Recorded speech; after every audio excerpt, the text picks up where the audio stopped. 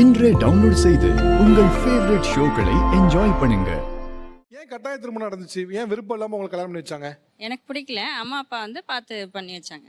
அதான் ஏதாவது காரணம் இருக்கும்ல, நீ கல்யாணம் பண்ணிக்கன்னு ஃபோர்ஸ் பண்றதுக்கு ஏதாவது ஒரு முக்கிய காரணம் இருக்கும்ல? And நான் ஒரு ஹேண்டிகேப்டு, அதனால கல்யாணமே வேண்டாம் அப்படிங்கிற ஒரு இது. ஓகே. ஆக்சுவலி என்ன உங்களுக்கு உடல் ரீதியா என்ன பிரச்சனை உங்களுக்கு? காலு.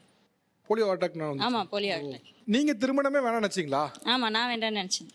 அது இந்த பிரச்சனைகள் இந்த இருக்குங்கிறதுனால பிரச்சனை ஆமா, அவங்களுக்கு வந்து எனக்கு யாராவது துணை இருக்கணும், அம்மா அப்பாவுக்கு அப்புறம் துணை இருக்கணும்னு சொல்லி அவங்க பண்ணி வச்சாங்க. ஓகே. அது உங்களுக்கு உடல் ரீதியா இந்த பிரச்சனை இருக்கிறதுனால ஆமா. நீங்க வந்து கல்யாணம் வேணாம்னு நினைச்சீங்க. ஆமா. ஆனா உங்களுக்கு ஒரு துணை வேணும்னு நினைச்சு உங்க அப்பா அம்மா உங்களுக்கு கல்யாணம் பண்ணி வச்சிட்டாங்க. ஆமா, ஆக்சுவலி இவர் உங்களுக்கு என்ன வேணும்? அவங்க அத்தை பையன் தான். அத்தை பையன் தான். ஓகே. உங்களுக்கு எப்போ இவங்களுக்கு இப்படி உடல் ரீதியா ஒரு விஷயம் இருக்குங்கிறது உங்களுக்கு எப்போ தெரிய வந்துச்சு? அதான் முன்னாடி அவங்க சின்ன வயசாக இருக்கும்போது ஒரு 5வது படிக்கும்போது நல்லா தான் இருந்தாங்க. ஒரு ஒரு இதில் உடம்பு சரியில்லாத போய் பக்கத்தில் வச்சுக்கோங்க. ஒரு கட்டத்தில் அவங்களுக்கு உடம்பு சரியில்லாத போய் 2 காலம் போய் ஒரு இதுவாகிடுச்சு. ஆனால் நானும் ஆசை வச்சுருந்தேன். என்ன மாதிரி மாமங்காரங்க ஒரு 3-4 பேர் இருக்காங்க, அவங்களும் ஆசை வச்சுருந்தாங்க. அப்போது அவங்க கால் முடியாத போயிடுவேன். சரி, இதுக்கு மேலே நம்ம இது பண்ணுவோம், வேறு யாரும் இது பண்ண மாட்டாங்க. ஆனால் எனக்கு அவங்கள அப்போதுலேருந்து பிடிக்கும். அப்போது அவங்க அம்மா என்ன சொன்னாங்க, இப்போ பணத்துக்காக இது பண்ணுறியா அப்படின்னு கேட்டாங்க. ஓ, அவங்களுக்கு சொத்து இருக்குதுக்கா? நான் என்ன சொன்னேன், நீங்கள் கட்டி அமைச்சிருங்க, நான் பார்த்துக்கிறேன், நான் கேட்டரிங் பண்ணிக்கிட்டு இருக்கேன், நான் பார்த்து காப்பாற்றிக்கிறேன், எனக்கு உங்கள் சொத்துலாம் வேண்டாம் எனக்கு அப்படின்னு. அதே மாதிரி இது வரைக்கும் அவங்க இவங்களே பேர் விட்டு கூப்பிட மாட்டேன். ஓ, அவங்களே பேர் சொல்லி கூப்பிட மாட்டீங்க? இல்லை, வீட்டுக்காரமா வீட்டில் உங்கள் வீட்டுக்காரம்மா என்ன சொல்லி கூப்பிடுவீங்க? வா பாப்போம், வா பாப்பு அப்படின்னு. அவங்களே பேர் விட்டு கூப்பிட மாட்டேன். என் பொண்ணு இருக்காங்க, 6 வயசு தான் ஆகுது, அவங்களே பேர் விட்டு கூப்பிட மாட்டேன். காரணம் என்னன்னா, ரொம்ப பாசம் இருக்கிறதுனால அவங்க அந்த மாதிரி. இது வரைக்கும் கல்யாணம் ஆகி வெளியில் கூட்டிகிட்டு போவேன், கூட்டிகிட்டு போகும்போது சொல்லுவாங்க, இது வரைக்கும் நான் இந்த மாதிரி நான் சுற்றி பார்த்தது கிடையாது, இப்போ உங்களால் நான் பார்க்குறேன். நான் எங்கேயும் போனதில்ல.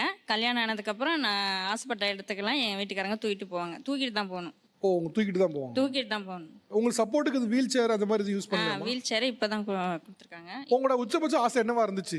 இப்போ நான் இதெல்லாம் பார்க்கணும்னு ஆசைப்பட்டேன், இங்கெல்லாம் வெளில போகணும்னு ஆசைப்பட்டேன், அதெல்லாம் என் கணவர் நிறைவேற்றி வச்சாரு. ஆமாம். அப்படின்னா என்ன சொல்லுங்க? கோயிலுக்கு போகணும், ஒரு கோயிலுக்கு போகணுன்னா கூட நான் போனதில்லை. கல்யாணம் ஆனதுக்கப்புறம் தான் அழைச்சிட்டு போனாங்க. ஒவ்வொரு கோயில் போகும் தூக்கிட்டே போயிடுவாரம்மா? கோயிலுக்குள்ளே தூக்கிட்டு தான் போவாங்க. எந்தெந்த கோயிலெலாம் போயிருக்கீங்க அப்படி? திருச்சி சமயபுரம் போயிருக்கேன்.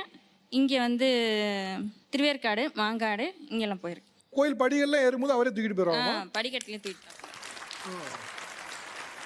இங்கேருந்து அவ்வளோ தூரத்துக்கு சமயபுரம் வரைக்கும் எப்படி போவீங்க? திருச்சி வந்து 2 வீலர்லேயே வரும். காரணம் என்னென்னா, அவங்களுக்கு திடீர்னு ஏதாவது ஒரு உடல் உபாதைகள் வந்துச்சுன்னா, அப்போ யாருமே இல்லாத இடத்துல நான் போகணும். பஸ்ஸில் போகணும்னா அது அதான் கேட்குறேன், அதனால தான் கேட்டேன். பஸ்ஸில் போகணும்னா போக முடியாது அவங்களால. அதனால் நான் என்ன பண்ணுவேன், யாருமே இல்லாத ஒரு மறைவான இடத்துல போயிட்டு அவங்க உடல் உபாதையை கழிச்சிட்டு அதுக்கப்புறமா கூட்டிகிட்டு போயிடுவேன். அதுக்காக எங்கே போனாலும் அவங்கள 2 வீலர் இருப்பேன். இல்லை, ஆக்சுவலாக அதனால தான் நான் கேட்டேன். என்னால் எனக்கு டேரெக்டாக கேட்க கொஞ்சம் கஷ்டமாக இருந்தனால தான் கேட்டேன். அவங்க அதெல்லாம் பார்ப்பாங்க, செய்வாங்க. ஆனால் உண்மையிலே அதை புரிஞ்சு நடந்துக்கிற மனசு ரொம்ப பெரிய மனசு. இப்போ எனக்கு அதை கேட்கறதுக்குமே கூட கொஞ்சம் ஒரு மாதிரி சங்கடமாக இருந்துச்சு. ஆனால் அதை அவங்க இடத்துல இருந்து அதை புரிஞ்சுக்கிட்டு அவங்களுக்காக அதை பண்ணுறதுக்கு வந்து உண்மையிலே பெரிய மனசு வேணும் சார்.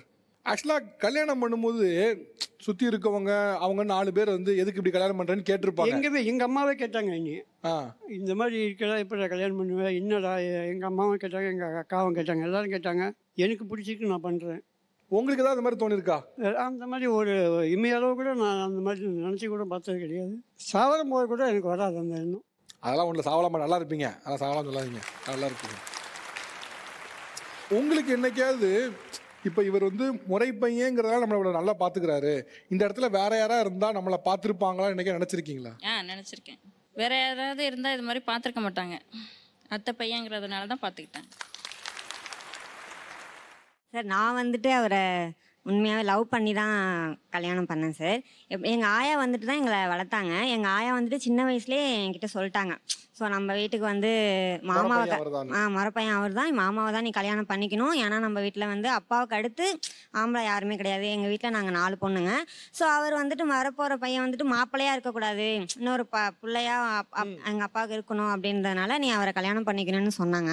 எங்கள் அப்பாவுக்கு ஆனால் விருப்பம் இல்லை. எங்கள் அப்பா வந்துட்டு அத்தையை கொடுத்துட்டு தான், அத்தை வந்து கஷ்டப்படுறாங்க, ஸோ சொந்தத்தில் நான் கொடுக்கறதாலாம் இல்லை அப்படின்னு சொன்னாங்க. ஆனால் எங்கள் ஆயா வந்துட்டு என்கிட்ட சொல்லி என்னை வந்துட்டு அந்த ஒரு ஆசையை வர வச்சுட்டாங்க. கரெக்டாக அதுக்கப்புறம் என்ன ஆயிடுச்சுன்னா எங்கள் அப்பாவுக்கு வந்துட்டு கேன்சர் வந்துடுச்சு. அப்போது வந்துட்டு அப்போ தான் இவங்க ஊர்லேருந்து சென்னையிலேருந்து வராங்க. ஒரு 3 மாதம் எப்படின்னா எங்கள் அப்பா 4th ஸ்டேஜ் கேன்சரு க்யூர் பண்ண முடியாதுன்னு சொல்லிட்டாங்க. அந்த 3 மாதமும் இவர் எங்கள் அப்பாவை அப்படி பார்த்துக்கிட்டாரு. எப்படி சொல்கிறதுனா, கூடவே இருந்து ரொம்பலாம் கஷ்டப்பட்டு எப்படி சொல்கிறது, ஏறி இறங்கி ஓடி காசு செலவு பண்ணது எல்லாமே இவர் தான்.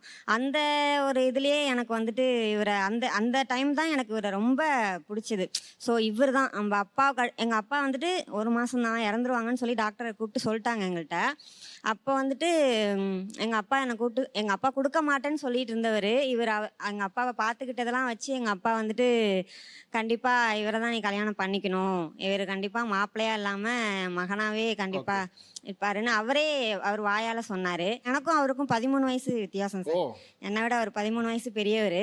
ஸோ நான் என்ன நினச்சேன்னா, நம்ம வந்துட்டு வாழ்க்கையில் பெரிய தியாகமே பண்ணுறோம். இந்த காலத்துலலாம் எந்த பொண்ணுங்க 13 வயசு பெரிய பையன்லாம் கல்யாணம் பண்ணுங்க. அதுவும் இல்லாமல் அவர் படிக்கலை, 9th வரலும் தான் படிச்சிருக்காரு. நீங்க என்ன படிச்சிருக்கீங்க? நான் டிகிரி முடிச்சிருக்கேன் சார். டிகிரி முடிச்சு நான் வேலைக்கு போயிட்டு இருந்தேன். நான் கல்யாணம் பண்ணதுக்கு அப்புறம் நம்ம தியாகம் பண்ணதெல்லாம் ஒரு 0% தான் அப்படின்ற மாதிரி ஆக்கிட்டாரு சார் இவரு. அவ்வளோ நல்லா பாத்துக்கிறாப்லையா?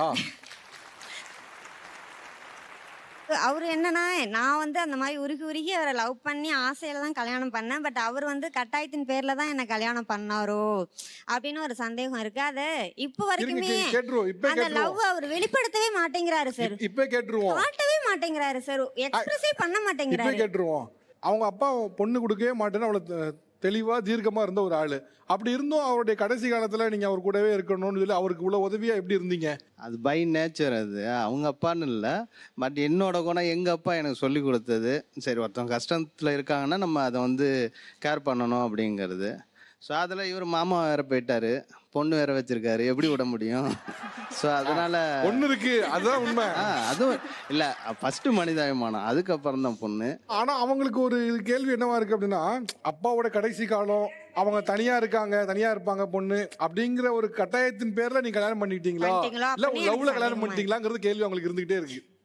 சரி, இல்லை அது உண்மையாகவே எனக்கு பிடிச்சிதான், நானும் லவ் பண்ணி தான் கல்யாணம் பண்ணேன். ஸோ அதை நான் அவங்களுக்கு எக்ஸ்போஸ் பண்ண தெரியாமல் விட்டுட்டோனோ, அது வந்து அவங்களுக்கு இன்னை வரைக்கும் அது ஒரு பெரிய ஒரு பாரமா இருக்குதான்றது தெரியல. பட் நானுமே வந்து எக்ஸ்பிரஸ் பண்ணிட வேண்டியதானே? இப்போ இல்ல, எனக்கு தெரிஞ்ச வேலை எக்ஸ்பிரஸ் பண்றேன், ஆனா அது அவங்களுக்கு வந்து அவ்வளோ கம்ஃபர்டபுளாக தெரிய மாட்டேங்குது. ஆக்சுவலா இப்போ ஒண்ணு இல்லம்மா, நீங்க பேசும்போது நீங்களே சொல்றீங்க, நான் தான் தியாகம் பண்றேன்னு நினைச்சேன், ஆனா வந்த பிறகு தெரியுது நான் ஒண்ணுமே பண்ணல, அவர் தான் லவ் பண்ணிருக்காருன்னு தெரியுது. அதுவே லவ் பண்றதோட வெளிப்பாடு தானே. ஒருத்தங்க வந்து நேச்சுரலாவே நான் அப்படி இப்படின்னு பூலாம் வாங்கி கொடுக்கணும் அவசியம் இல்லை. ஒருத்தர் நல்லா பார்த்துக்கிட்டா போதுமானதுதான். அதுதானே சார் ஆசைப்படுறோம், அதுதான் சார் எதிர்பார்க்கிறோம்.